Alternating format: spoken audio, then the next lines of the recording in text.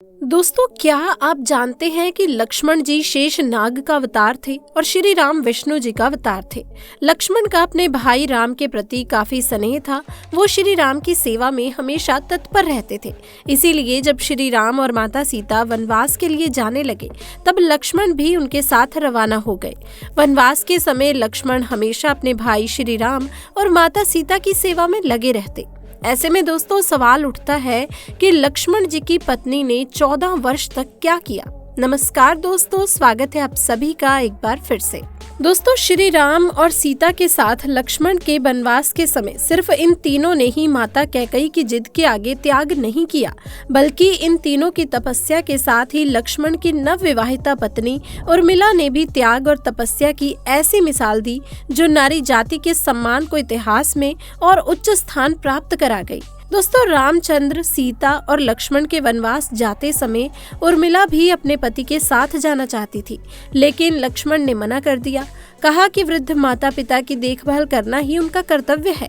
इस कारण से 14 साल उर्मिला को पति से अलग अकेले काटने पड़े।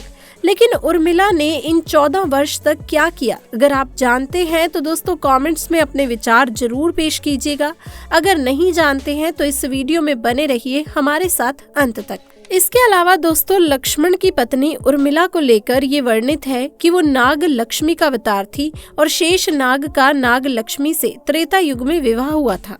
लक्ष्मण और उर्मिला के 2 पुत्र थे जिनका नाम अंगद और चंद्रकेतु था। तो दोस्तों, रामायण के अभी इतने सारे रहस्य अनजाने हैं जिसकी कल्पना करना भी हमारे लिए मुश्किल होता है।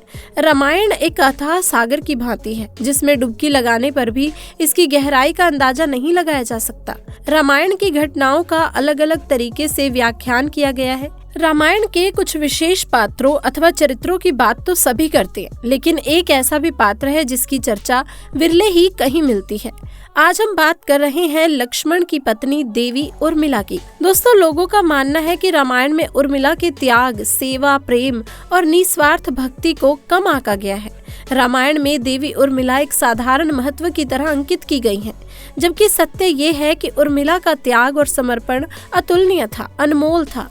उर्मिला ने जो दुख सहे उस पर तो वो आंसू भी नहीं बहा पाई।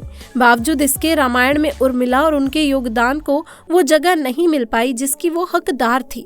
तो चलिए दोस्तों जानते हैं त्याग और समर्पण की अतुलनीय प्रतिमूर्ति देवी उर्मिला को।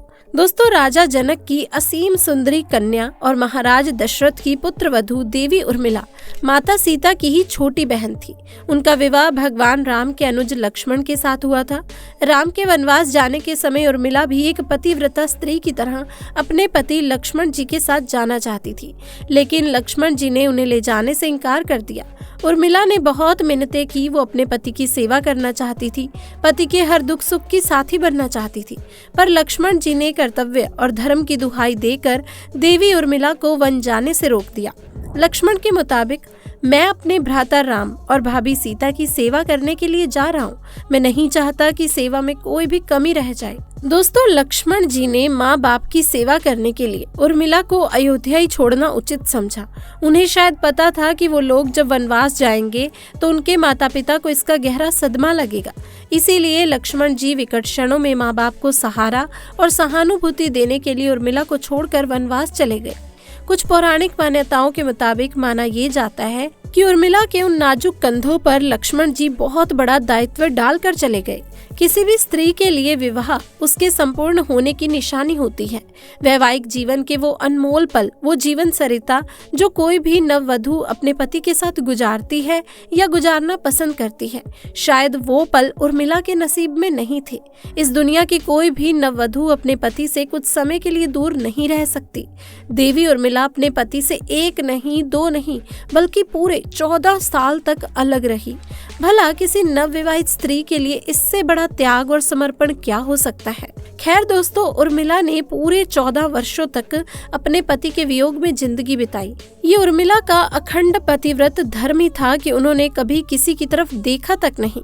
दोस्तों, उर्मिला के महान चरित्र, अखंड पतिव्रत, स्नेह और त्याग की चर्चा रामायण में जितनी होनी चाहिए उतनी हो न सकी। उर्मिला के लिए सबसे अजीब स्थिति तो ये थी कि लक्ष्मण को दिए वचन के कारण वो आंसू भी नहीं बहा सकती थी। अगर उर्मिला पति के वियोग में आंसू बहाती और अपने दुख में डूबी रहती तो फिर परिजनों का ख्याल कैसे रख पाती। ये शायद ही कोई कल्पना कर सकता है कि किसी नव विवाहित स्त्री के लिए अपने पति को 14 वर्षों के लिए अपने से दूर जाते देखना और उसकी विदाई पर आंसू भी ना बहाना कितना कष्टकारी होता है। दोस्तों, जब श्री राम जी के वनवास के बाद महाराज दशरथ स्वर्ग सिधार गए तब भी उनकी वचनबद्धता के कारण उर्मिला नहीं रोई। आखिर उस हृदय विदारक क्षण में अपने आप को संभालना उर्मिला के लिए कितना मुश्किल भरा पल रहा होगा। वन में जब राम और सीता अपनी कुटिया में विश्राम कर रहे थे तो दोस्तों लक्ष्मण प्रहरी के रूप में कुटिया के बाहर पहरा दे रहे थे। तभी रात में उनके समक्ष निद्रा देवी प्रकट हुई। तब लक्ष्मण ने निद्रा देवी से वरदान मांगा कि उन्हें 14 वर्षों के लिए निद्रा से मुक्त कर दिया जाए। निद्रा देवी ने लक्ष्मण को वरदान दे दिया, लेकिन साथ में ये भी शर्त रखी कि उनके हिस्से की निद्रा को किसी न किसी को तो लेना ही होगा। तब दोस्तों लक्ष्मण जी ने निद्रा देवी से निवेदन किया कि उनके हिस्से की निद्रा उनकी पत्नी उर्मिला को दे दी जाए। कहा जाता है कि निद्रा देवी के इस वरदान के कारण ही उर्मिला 14 वर्ष तक सोती रही और लक्ष्मण जी जागते रहे। कहते हैं वनवास से अयोध्या लौटने के बाद जब भगवान राम का राज्याभिषेक हो रहा था तो उस समारोह में उर्मिला भी थी, लेकिन वो नींद की अवस्था में ही थी। ये देखकर लक्ष्मण उनके ऊपर जोर जोर से हंसने लगे। ये देखकर वहां मौजूद सभी लोग दंग थे। तब लक्ष्मण ने बताया कि उर्मिला अभी नींद में है, जब मैं उबासी लूंगा तब ही उर्मिला की नींद टूटेगी। ये सुनकर सभी लोग हंसने लगे और उर्मिला आहत होकर वहां से चली गई।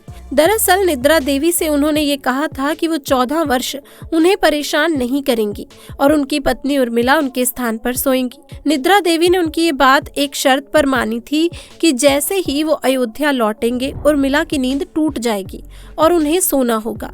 लक्ष्मण इस बात पर हंस रहे थे कि अब उन्हें सोना होगा और वो राम का राज तिलक नहीं देख पाएंगे। उनके स्थान पर उर्मिला ने इस रस्म को देखा था। अब दोस्तों आप सोच में पड़ गए होंगे कि निद्रा देवी के प्रभाव में आकर उर्मिला अगर 14 साल तक सोती रही तो सास और अन्य परिजनों की सेवा करने का लक्ष्मण को किया वादा उन्होंने कैसे पूरा किया। तो उत्तर ये है कि सीता माता ने अपना एक वरदान उर्मिला को दे दिया था। उस वरदान के अनुसार उर्मिला एक साथ 3 कार्य कर सकती थी, तो इस तरह उन्होंने अपना वादा पूरा किया। दोस्तों लक्ष्मण जी ने माँ बाप की सेवा करने के लिए उर्मिला को अयोध्या ही छोड़ना उचित समझा। ऐसे में लक्ष्मण के उर्मिला से अंगद और चंद्रकेतु नाम के 2 पुत्र तथा सोमदा नाम की एक पुत्री उत्पन्न हुई। अंगद ने अंगदियापुरी तथा चंद्रकेतु ने चंद्रकांतापुरी की स्थापना की थी। उर्मिला के पतिव्रता का बल एक अन्य कथा अनुसार लक्ष्मण की विजय का मुख्य कारण बना। इसलिए दोस्तों इतने सारे त्याग, बलिदान और कष्ट सहने के बावजूद भी वचनों में बंधी देवी उर्मिला रामायण में नेपथ्य में रही। उर्मिला ने जो सहा शायद ही आज की कोई स्त्री ऐसा कर पाए। इसलिए वर्तमान की दृष्टि से देखें तो उर्मिला रामायण की सबसे अतुलनीय और पवित्र पत्नी के साथ साथ त्याग, बलिदान और समर्पण की देवी है। आज की पीढ़ी के लिए उर्मिला का व्यक्तित्व सबसे ज्यादा सम्माननीय है और पूजनीय है। तो दोस्तों आज की वीडियो में बस इतना ही। मैं उम्मीद करती हूँ कि जानकारी आपको अच्छी लगी होगी। इसी के साथ अगर आपको वीडियो पसंद आई तो वीडियो को लाइक करें, शेयर करें और चैनल को सब्सक्राइब करें। मिलते हैं और एक नई वीडियो के साथ, तब तक के लिए आप सभी का धन्यवाद।